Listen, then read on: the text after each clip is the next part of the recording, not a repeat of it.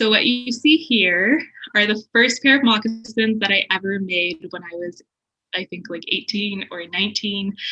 I would say this is a marker of when I first learned how to bead, or rather when I took the material of beadwork seriously.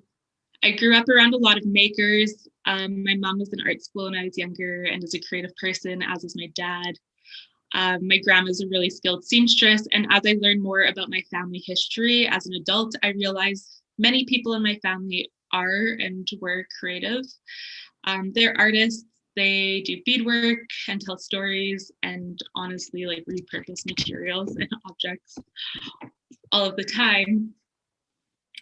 The other day I was at my mom's house and we were going through some of her storage, which was like a bag of old beads and leather and patterns and kind of half finished projects. And then there's also a lot of things that I had made when I was a child, and my mom and I were kind of like laughing about it and saying how those objects look pretty similar to things that I would make now, like the color choices or just the need to put like different objects together. Like I'm pretty sure there is just like some random safety pins with like those plastic beads on them. Yeah, and I mentioned this because I think it's important to kind of realize that the act of making is often something that is really intuitive or something that just needs to be done. And I really resonate with this idea. For me, creating art is really the best way for me to communicate with a wider audience and within society. So anyway, back to these moccasins.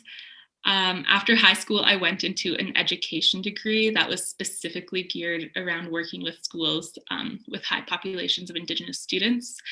And taking Indigenous courses was part of this degree in order to work with those students, but also to work with other staff members.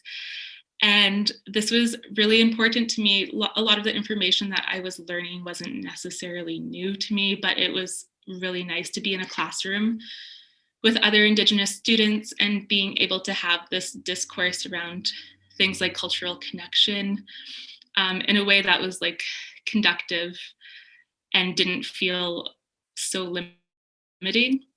One of my class assignments was to create a cultural object, and a lot of us made moccasins, but it was really hard because the prof didn't teach us how to make moccasins. Like that was part of the project, was kind of like connecting with family or like any connections you might have. And so I really fumbled through this project. And one of the older students, Brandy Bird, taught a couple of us younger folks who didn't know how to bead like a very specific stitch. Essentially, she had showed us how to like bead a circle, and then we were kind of left from there. And so, yeah, I also show this because I trust all of you. And I think it's important to like, you know, show where people started. So I kind of like point, but still was interested in art growing up. So I was like continuing to draw or paint or like take photographs. I did 2 years of my education degree before I switched to visual arts. And at that time, I also moved to Victoria, BC. This is an installation that I did for a sculpture class in my first semester. And the documentation, I apologize, is not very good, but essentially it was a multiple strings of sewing thread that were hanging from the ceiling, and they were left loose at the end. Each thread had glass beads tied onto them pretty sporadically. The idea is that when the viewer walked around the installation, their body would move the thread because the material was so light, and so any sort of interaction with the work would affect it. My hope was to create this idea of being uncomfortable by creating a space where you could accidentally knot the thread through the movement of your body, or you could accidentally walk into the installation because it was like so light, like both visually and physically. So this work was a response of me moving away from a lot of my support systems in Saskatchewan to pursue my art practice. My parents always kind of worried about me when I would go out for fear that essentially I would go missing and no one would really care about it because of the way I present to the world. Like I'm like a visibly Indigenous person. And this worry is fair and really comes from the reality that there is an extremely high population of, missing and murdered Indigenous people. And I'm not going to go too much into that other than this kind of like surface level mention of it. But yeah, this worry that my parents had was absolutely amplified by me moving. And so when we were instructed to create a sculpture based around the theme of the body, I instantly thought of how my body exists in the world. And my mind automatically went to this worry because I realized that not everyone has to take this worry in such a serious way. Like going missing or losing your life is scary for everyone, right? But it doesn't always seem to be such a reality in the same way that it is a reality for like Indigenous people and especially women and two-spirited people. So ultimately, I wanted the viewer to be in this uncomfortable place that I felt I was in, or like so many of us are. And it's interesting with this work because I started to like glue beads on casts of my body for this project, but that didn't feel like the work that I wanted to be doing because I wanted to focus more specifically on the material and how the viewer would interact with the installation. It was also like the first time I opened up about these fears and realities to people that weren't super close to me. And like during this critique, I could barely even find my words. And I've progressed a lot from there, but I also don't work in this way really right now. But I still wanted to share this early work to highlight the ways that I have come into relationship with the material of beadwork and also with the materials of sewing and like the concept of working with the body and identity. So this is some more work that I made in my undergrad. Apologies again for the bad documentation. I think I took this during my last move. But this is a medium format photo with seed beads. And it's done like directly through the photo paper. It has been fairly intuitive to work with glass seed beads because I think beads are a great metaphor for what I try to convey in my work. Especially when I first began working with them, they have this duality innately within them. They are an ancestral material, and they are also their own material, something you really have to learn to work with, just like a sculptor needs to learn to work with their material of choice. Like beadwork is very much the same. So beads, they have this cultural resonance that becomes embedded in the work, which is what first drew me to working with beads as a material. I would say that I've always been more interested in what beads represent as opposed to the actual, I'm interested in what they represent. And I'm also interested more so in like the actual process of doing beadwork. I'm interested in what goes into the work over the creation of a specific cultural object. I think like the cultural aspects of my work are already ingrained in my pieces, and it always will be. And so I don't need to make so much of the focus of my art practice on the fact that it is Indigenous art, but rather it is kind of intuitively always embedded in the work. And I was also at this time, and still like in this current time, aware that I'm not necessarily like a good beader in terms of like technicalities of beading. And that's fine because I don't interact with beadwork in the same way as like other people would in terms of using it to create regalia or things like that. And it's not that those aspects aren't present in my work, but rather my work presents in a different way.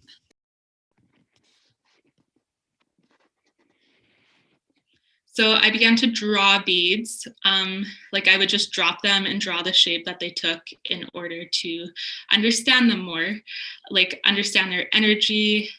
I was viewing this as kind of like portraiture of the material. And I really understood beads as a sort of trickster character at this time. Like they seemed mischievous in a lot of ways. And I found that aspect of understanding material to be really fascinating. So for my undergrad exhibition, I created a body of work where I beaded objects, everyday objects, kind of pushing this idea of the bead being a trickster. And I thought of ways that I could intervene with daily life materials to make things no longer usable for their intended purpose. And this is kind of like it came from like a humorous place where it's like the idea of like what is art. Art is something that like doesn't have a utilitarian use, but of course we know that's not always true, especially in terms of like indigenous artwork. A lot of the time the art also has like a purpose beyond like being a visual art piece. So these works are layered. There's many aspects to be read from these works. So for this one specifically, it's a tea bag filled with beads, and I'm interested in the overlapping of creation as a form of healing and medicinal teas as a form of healing. I'm also interested in this idea of like visiting and beading and drinking tea, which seems to be like such an important aspect of so many families and other creators.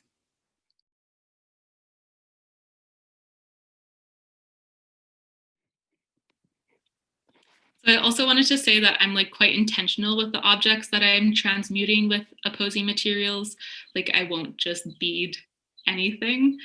So these are like very specific choices. And with this beaded series, I was focused on objects that were common to like a large group of people, you know, not everyone, but objects that I felt were overlooked despite the fact that they bring us protection or comfort or have a specific role in our lives that may be taboo to talk about sometimes, or may be considered like yucky, but are still real and important parts of life, again, depending on who you are.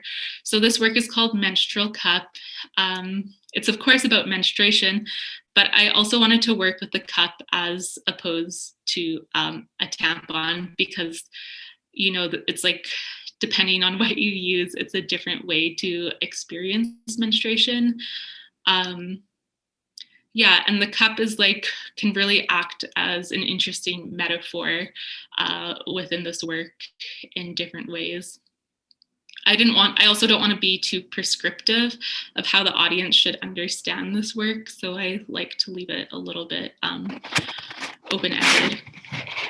So the beads with this work and a lot of my works turn this object into almost like an altar or like a totem, for lack of a better word. But they also take this object out of the utilitarian equation, and by doing that, highlights the importance of its role in your life, in your real like contemporary daily life. Yeah, and I also just like feel like these works are important because they allow us to highlight the importance of talking about things that affect us as people.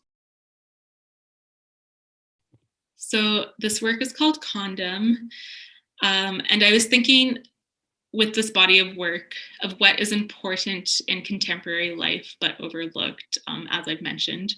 So what is sacred, as in what is important to us, what keeps us protected, what allows us to cultivate like intimacies, whether it's sexual intimacy, personal intimacies, or platonic relationships with others, or like with materials. This work is like arguably kind of the funniest, because the act of sewing the object really makes its intended use like completely obsolete. Yeah, and with this work specifically, it's really highlights the importance of talking about like sex and safe sex. It's a brand that you can often get for free, and is like easily identifiable to many Western.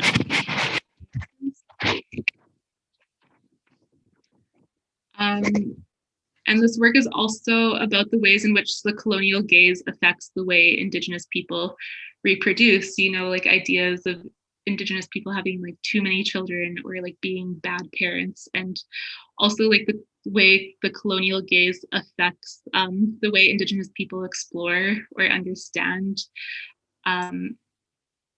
like their sexualities, or also the way that we understand like the importance of learning positive relationships in general.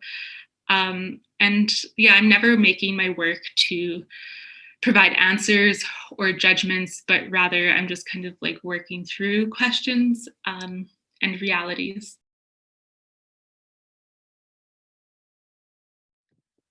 So during the time I made this body of work, I was thinking of the gap in our culture due to colonialism. And so there really hasn't been space to naturally progress Indigenous epistemologies and ontologies due to a focus on survival and healing, both like personally and within our communities.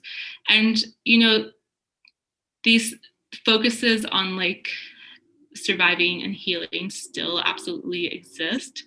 But I was curious as to how I could kind of bridge this gap within my artwork.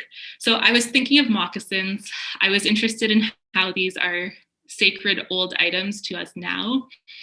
But at the time that they would be used, they would be like common everyday objects. So that's what inspired me to look at common objects. And keeping on track with this idea of adorning our feet, I decided to work with a worn pair of socks that I like used to play hockey in these socks, and they were essentially at the end of their life. So I beaded them to work through the questions of what beadwork represents in contemporary time. So does it elevate the object that is being beaded? Does the act of beading create sort of like a relationship between maker and object? And I'm also like interested in this idea of power and highlighting ideas of power. So like, who would wear these socks? Who would own these socks? Is it someone that would like, you know, respect the beadwork, or is it someone that would just kind of like have them to like consume them as like cultural objects? And at the same time, I wanted to work with the sole of the sock because it's where we connect with the earth as we walk. And I also just want to mention that the design is designed by me, but of course it's inspired by Métis florals and the language that goes into Métis florals, like the visual language.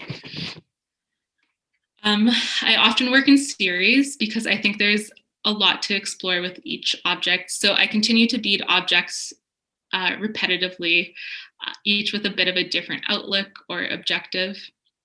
These ones, for example, are more water-based, connecting bodies with water and celestial imagery, focusing more on the spiritual aspects of these objects. And of course, like I feel like I need to mention that they're not intended to be like a binary between sex and gender, and that like many people have relationships with these two objects in different capacities, or like maybe not at all. I just wanted to like mention that in case anyone was like misreading them.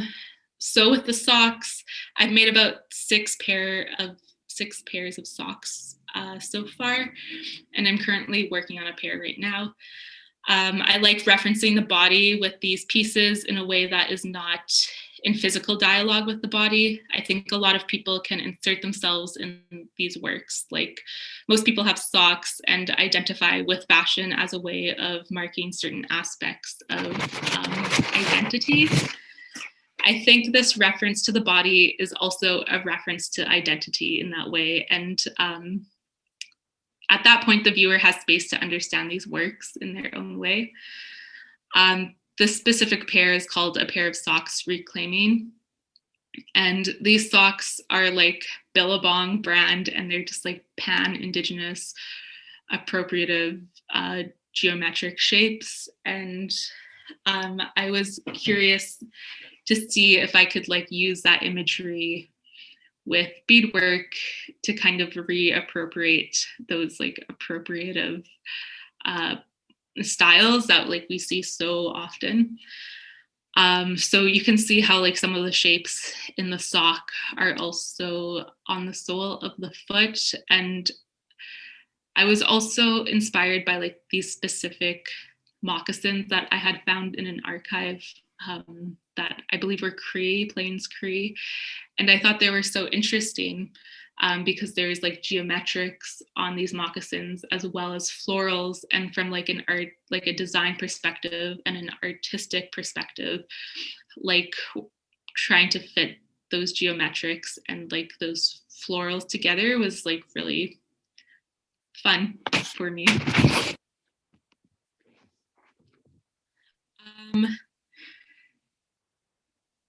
Yeah, at this point, I'm kind of showing works in hopes you see the progression of how I use beadwork in my practice. So again, this is another pair of socks, and they're using like the HBC socks and beaver fur and beads, which depict cigarettes, of course, which is like representative of tobacco. And these are all trade items that would have been used in the fur trade. And of course, the Hudson Bay Company is part of Canadian history in that way that is just kind of like essentially very capitalistic and has like long lasting effects our realities right now. And I'm going to talk a little bit about that more in a different slide. So originally I had sketched more items to be part of this like beadwork intervention kind of series that I did in my undergrad, but I didn't have time to create them. And one of them was a toilet paper roll. This is not in response to like the current pandemic. I mean, there is no way I could know that was going to be a thing in 2018. But yeah, I started to work on this after graduation, and I wanted it to be pretty simple. So I followed the pattern of the toilet paper. I used this color because it reminded me of my Cookum's infamous, famous bathroom that was like all pink. It's kind of like a site-specific family lore. Anyway, I'm not going to get into that too much. It's like a personal addition to the work. It's not necessarily like something that needs to be communicated to the audience, but I share that with you now because I think it's interesting to have insight into artists' like more personal practices. And I also wanted to challenge myself as a beadworker and as an artist and see if this was even technically possible to put beadwork onto a toilet paper roll. So I came across some criticism in art school around like my material choices being non-archival and my beadwork not being like technically good, which, you know, I agree with, but it also just rubbed me the wrong way. So this work is in part a response to that because it is ephemeral. Over time, it will become decrepit and fall apart. I mean, toilet paper is not an archival material. So I am also challenging the role of the archive from an artist's perspective. So for me, it's not important to have my work outlive me or exist like within 100 years from now. The toilet paper series is a response to the idea of artwork and specifically beadwork needing to be archival. Beaded toilet, the archival needs that's like purposely engineered to be degradable and discarded. Much of our Indigenous beadwork is, much of our Indigenous beadwork is like in museums and not necessarily within communities. The collected works in museums are seen often as objects of aesthetic and fascination over that of utilitarian use. And there's tireless efforts from curators to keep these century-old works from falling apart. And therefore, the idea of the archive is intrinsically linked to Indigenous cultures. And I'm not saying that these things shouldn't be archived or like shouldn't be kept in good condition, but I do think, right, there's always room for criticism and deeper understanding of these institutions. Yeah, I'm also like curious about the future of beadwork. Like the value of beadwork is unknown, both in terms of like cultural value, but also in terms of like monetary worth.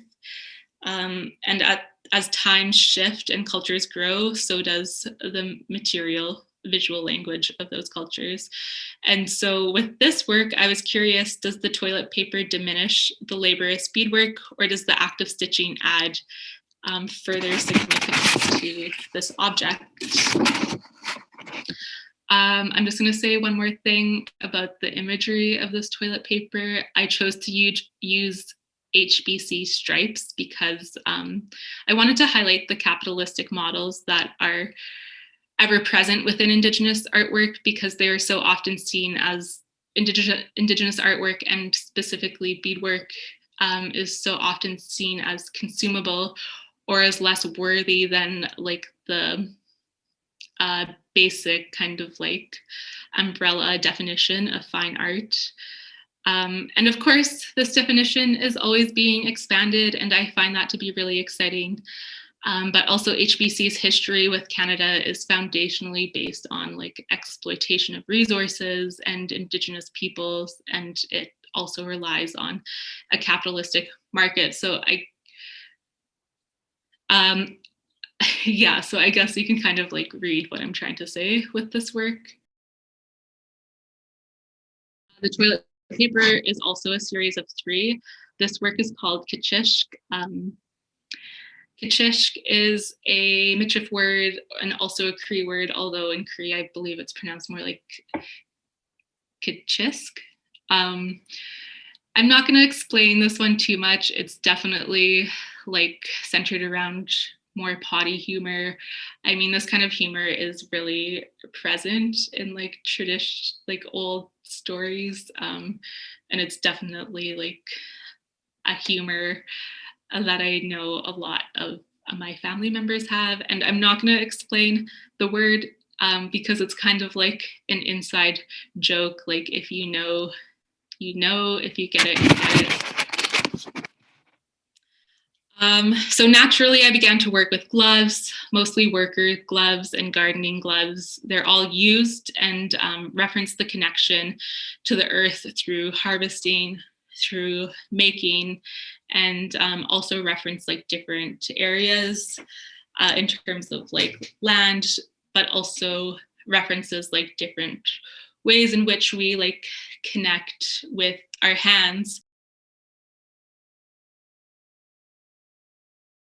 I am fascinated by hands. Like they do so much for us, and especially from a maker's perspective or like from an artist's perspective. They're like just so important in a lot of ways. They're like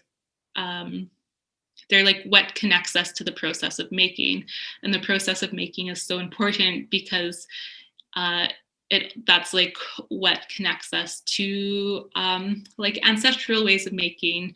So also connects us to like our ancestors and our descendants in terms of like passing on information. And I also just think hands are so beautiful as they age, and yeah, they're great. Similar to other works, these are a series. There's about 7 gloves that I've created, all exploring different themes. Sometimes they're gifts to connect with other artists. Yeah, and as I mentioned, sometimes they're like to connect with place. These ones are called rooting gloves. They're very much about like how our hands like work with the land, and the strings of beads that are like coming from the fingertips represent like two different things. In one representation, they're like very much roots, like rooting into the ground. But I was also curious about, I kind of wanted to like represent like oil dripping from the fingertips, because, you know, of course, these are workers' gloves, and a lot of the time, these gloves like come into contact with oil, whether it's through like working with cars or through like resource extraction. And yeah, I also think it's interesting to think about our resources and how they are like very natural, but they're used in a way that is ultimately like quite harmful. And at this point, I kind of see my work like and using beadwork as a way to honor other people. And I still see them as like collaborators, like collaborating with the actual material of beads, but I also see them as like being an aid in terms of like collaborating with others. So yeah, I started using beadwork as a form of gifting for kinships and as a step in collaboration. And although those things still stand in my current practice. So this work is called Forehand Métis Billy Stick. I'm gonna try and explain it quite quickly. So this exists in like two different iterations. Sometimes it's shown as a photo, and sometimes it's shown as like the actual sculptural object. So Hambone is my Mushum's nickname. He passed away in 2005. His nickname is Hambone because he was like a ham. And he was always kind of like creating these things or like doing these things that were, you know, humorous. But as I went to my parents' house while I was in art school, my mom had this thing called a Métis Billy Stick that like my Mushum had made. And a Métis Billy Stick is not like a thing that you're gonna find in every Métis household. Like, no, it's very specific because like it was made specifically by one person. And it's humorous because essentially a billy stick is like a police baton, and it would be kept in your house in order to protect yourself from intruders. Like if someone broke into your house, you could protect yourself. And I thought that was so interesting because it kind of speaks to this idea of like keeping care of yourself and like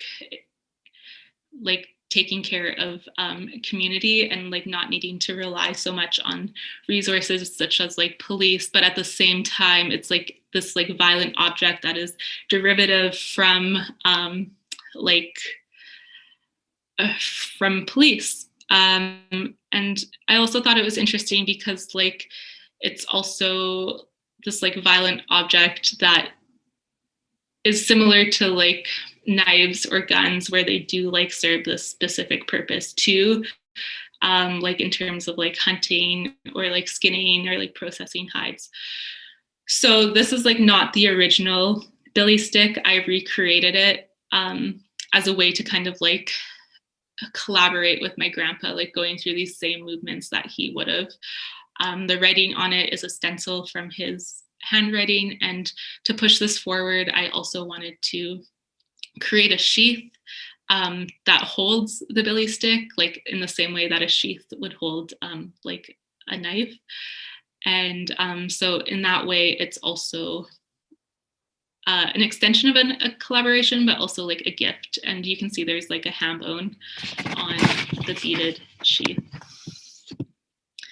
So this work is called Kanyo Kisiko Penis, and it translates to Four Sky Thunder.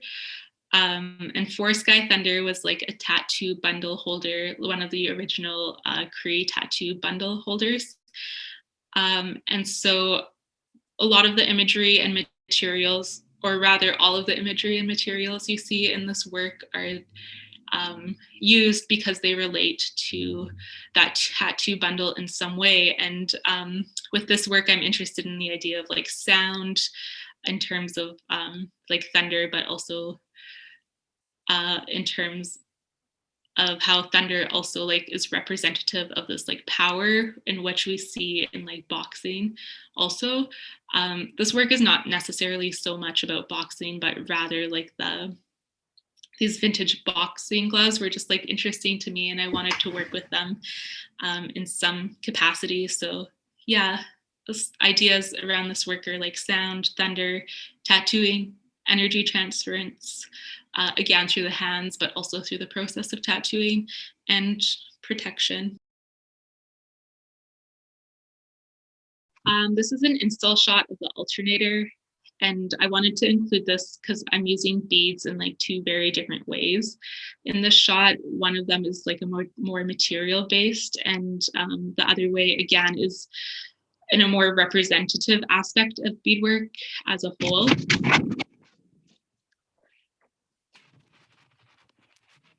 So these are like wall hangings, and they're canvas that are printed with these stamps, and the stamps are made out of beadwork, and the beadwork was never like shown to the audience, but rather these prints of the beadwork were shown to the audience. And so the process is I created like these stamps, and then I covered them with bear grease and charcoal to make the darker pigment, and bear grease and red ochre to create the more like red tinge pigment. And at that point I would like print them designs. So these are kind of like, they're kind of like blankets in my mind. And I was also reading the work of Louise Bernice Half, and specifically the book called The Crooked Good. And there's just like so much beautiful imagery of like snakes and circles and tendrils and bison and berries. And I was just kind of interested in this idea of storytelling and the relationship between storytelling and materials. And yeah, I want to expand on this work more for sure. It feels almost like clinical installed in this way. I think I might create a sort of garment with them. Yeah, this is an install shot of weaving the threads at neutral ground. So I would say within the last year, I've been kind of having this like ongoing crisis around beadwork. Maybe crisis is like a dramatic word, but I'm thinking about it a lot, and it feels like sometimes quite frustrating to work with this material because it feels so easily consumable. And as an artist, I don't want to be put into a box, but ultimately I do really enjoy working with this material. And at this point, I really feel like I think in beads as at this point. So I'm kind of pushing the ways that continue to push the ways that I understand beadwork and work with beads. So some of the ways that I've been doing this is by playing with scale, playing with agency through media, kind of like using photography as like a window or a lens to be able to have some sort of like control as to how the viewer is able to interact with these objects.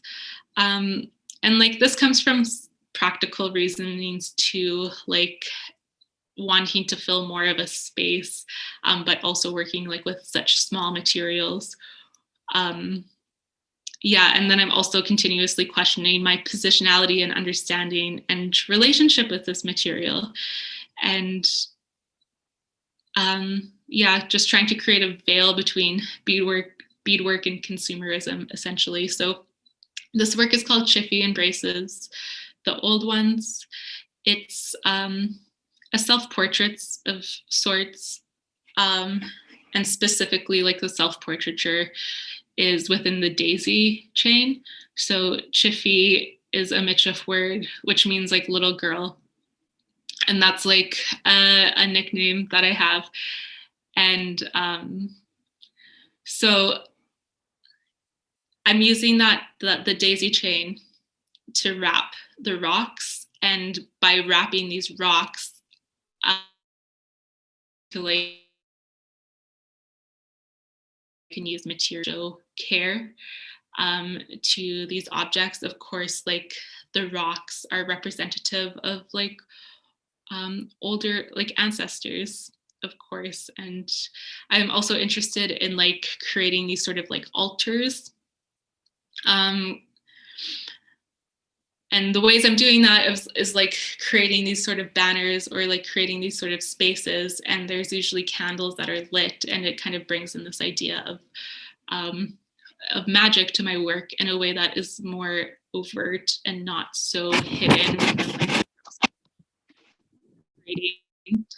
So I just have like one more or two more works that I want to talk about briefly. This is like newer work, and I want to bring it back to the idea of healing through making and using beads to mend and heal. So this work is untitled. I've been kind of just calling it my mother's painting because it is my mother's painting. It's an installation which includes documentation of a performance projected onto the gallery wall alongside this painting,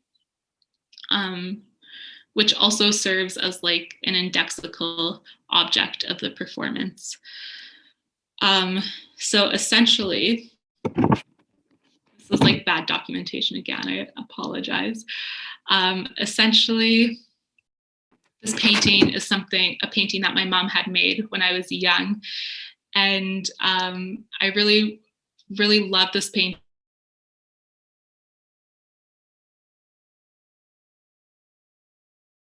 Like I'm always trying my mom to practice art again, but she had to kind of like make choices to like have a job that's more stable in order to like support her family, which is a story that's like, you know, so extremely common, especially for those who decide to have children. And yeah, so for me, I really like love this painting, and it wasn't stored very well, so it was kind of like had a little bit of nicks in it. And so I asked my mom if I could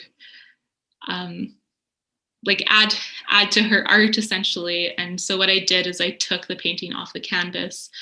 I cleaned it as best as I could. I stitched up like the little holes with beadwork, and then I put it all back together. And I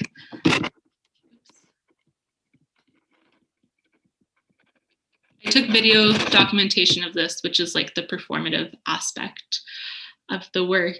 And yeah, it's very much a collaboration that holds space and care between daughter and mother, and is a form of like connecting with my mom through like acts of making.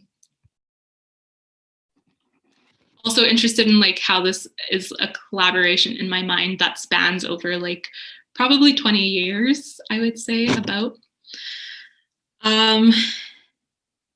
Yeah, so this work is called Spider in the Cosmos. It's a beaded wall hanging. Again, this is like definitely a more representative work in terms of like the imagery is like more illustrative and obvious, but also the use of beads are just like very a more like common way of using beads, I suppose, for lack of a better word. So this is done through like bead weaving. It's called a box stitch. And so like that's the way that a lot of people make earrings. And yeah, this took quite a few hours to make, and I worked with my studio assistant to create this work. And so there's like lots of good times that went into it. And essentially this imagery comes from and I'm really interested in using imagery from dreams or like concepts or inspirations that come to me through dream work. Specifically, this is called like liminal dream space, where you're able to kind of like understand that dream space. Using liminal dream space as a form of research is what I'm trying to get across here.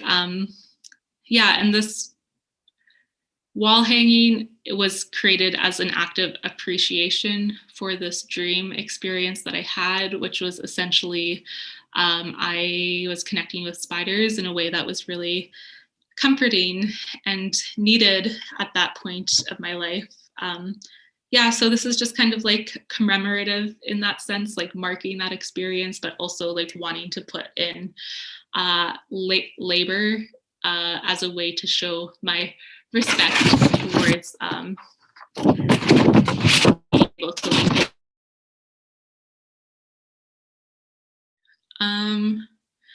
as I continue to work, I'm realizing maybe my work's understood best through like a decolonial framework, you know, like dismantling ways of research to include like dreams or things that are like not so easily supported through academia.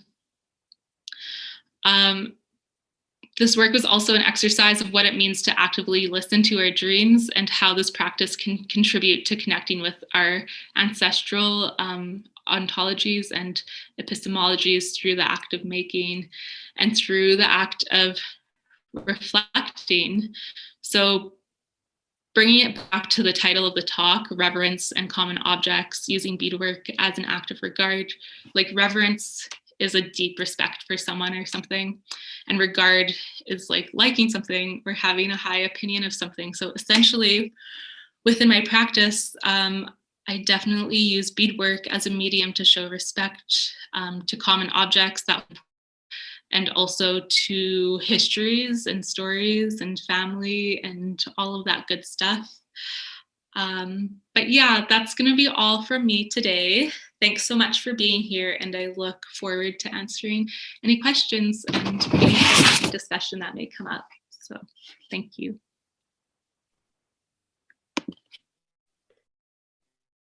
Thanks so much, Audie. Are you frozen? Are you here? Oh, there you go. Good. You're frozen for a moment. No problem. So thank you so much for your talk. And I've been watching your work, but it was really nice to sort of go on the journey with you and hear you talk about specific works that I hadn't seen yet. So I just wanted to ask you a question about beadwork and the land. And it seems like the work, like when I was first acquainted with your work, you were doing some beadwork where it was specifically tied to the land and then installed in the land. And we had long conversations about how to bring a work that was conceived in that way to be on a landscape and how to bring it to a gallery space. And I hope those were sort of, productive and collaborative conversations. I think we figured it out, but I'm just wondering if you're like, besides the rocks and the large format photographs, it seems like there's less reference to the land in regard to the beadwork lately. Would you say so, or is there a shift going on, or like, do you see yourself installing beadwork in a landscape again at any point? Yes, I do. Yeah, I just want to first of all say thanks for working together on that exhibition. It was really nice to have conversations with you as a curator as to how to install that work. That was, yeah, totally connecting materials or process-based materials with with land. And with that work specifically, it was connecting with birch trees and beading onto the birch, and kind of that idea of using that material and then putting that material back after being kind of repurposed in a way.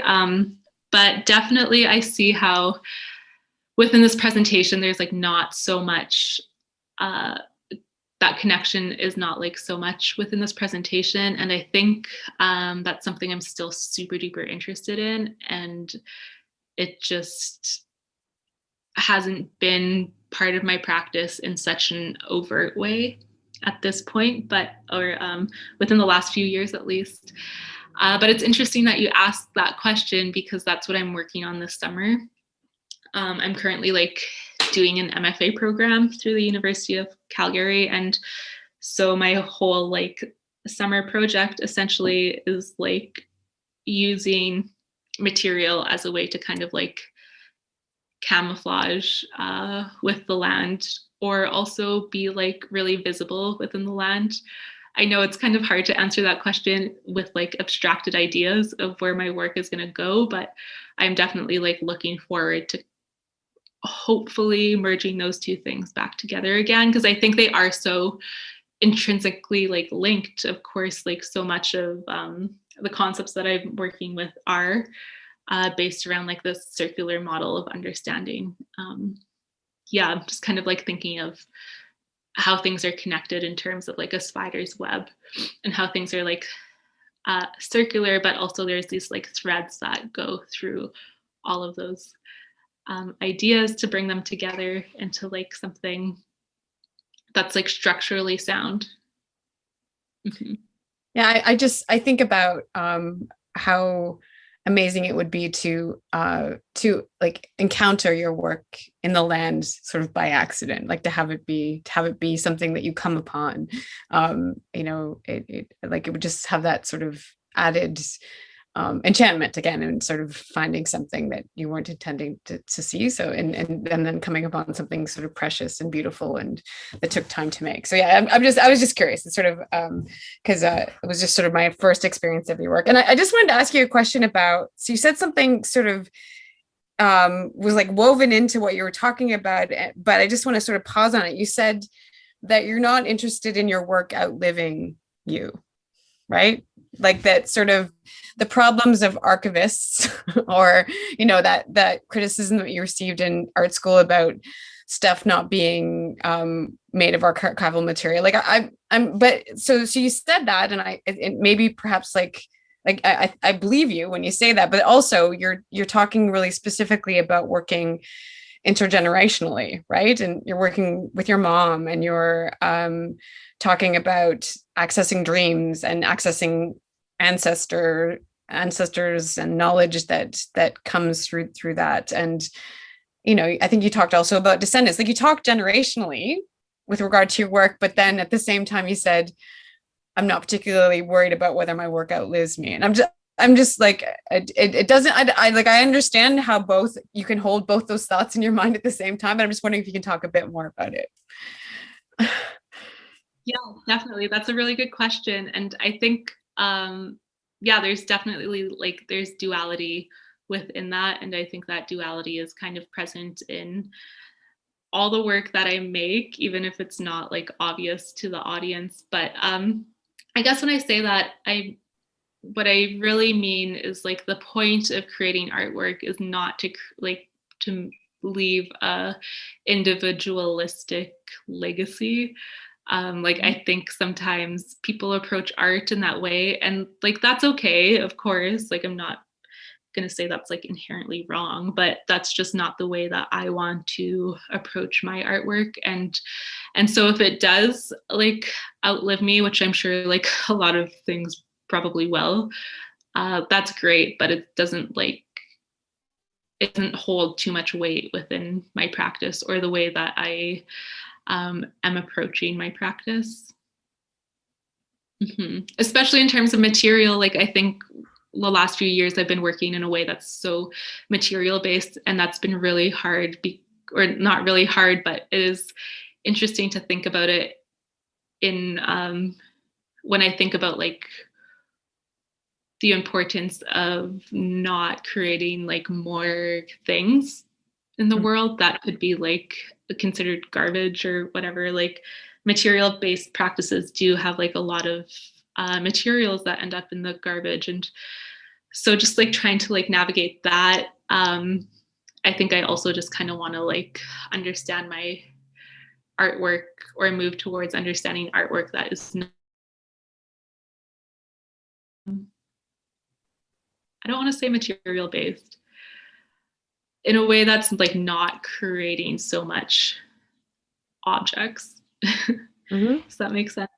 Yeah. Sure. Yeah. And I've heard of other artists who are sort of working experimentally with materials, and like you just sort of, you have no idea sort of how the work will respond to time, right? And there's that hesitation about but you still have to engage in making, right? It can't sort of be your concern in the creative process about how long it's gonna, like, I just think of, this is my reference point. I think of Eva Hess. She used to say she didn't want to sell things to people in the 60s when she was doing all those experiments with industrial materials. Because she's like, I have no idea how this is going to respond to time. And I don't want to sell you something that you want to have perhaps for generations. And, you know, it's that sort of quandary about the creative process versus the commodity or the selling. And it's something to wrestle with. And yeah, definitely. And I do sell my work. Like I have sold one of those toilet paper works, but it's like with the understanding that the idea that it will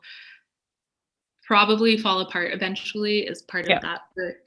And so like if it's shown in 20 years and it's like doesn't look the same as it does today, like that's just the way it looks now. And that's like part of the process of the work. Yeah. And then the history is part of how you show it, right? That makes sense. It's like just a different way of thinking about it. So we had a question early on in the chat from Kyle Murphy. He said, I'll just read it. It says, some materials break down sooner than others, just like some memories fade before others. And with memory being one of those things you focus on, it seems like there's a fit with the idea that materials have different lifespans. Does the differing, we've talked about this, differing permanence in materials,